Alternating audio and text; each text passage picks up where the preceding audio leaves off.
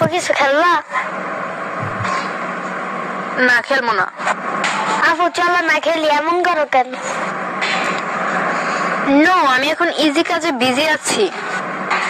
আজকে তো শুক্রবার, চলো আজকে খেলি, পরে তো আমার স্কুল খুলে দিব, পরে আর খেলতে পারবো না।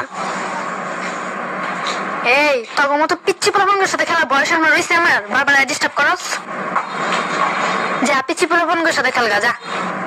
সরি বুড়ি, আমার ভুল হয়েছে, আমাকে ক্ষমা করে দেন। মায়ের খাওয়ার আগে যা এখান থেকে।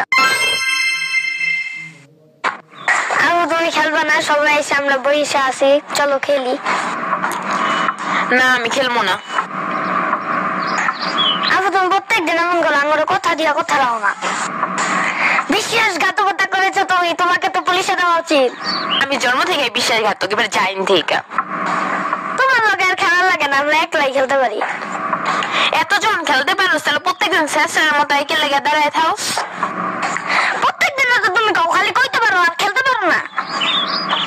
বলে কইছি আর আমার খেলতে মন চাইতেছে না, যাইনতে। সারাদিন মোবাইল নিয়ে বসে থামতে হইলে খেলার কথা মনে পড়ে না। আমার একটা ফোন থাকলে আমি হারাইতাম না, আমি সারাদিন বয়ে বয়ে ফোনই টিপতাম। আমার একটা ফোন না দিকে তোমার একটা বুঝো নাই? ওই দিন না তোর হাতে আমি একটা ফোন দেখলাম, আবার তুই কস তোর নাকি ফোন নাই। চাপাবাজি করে না, বন্ধ কর।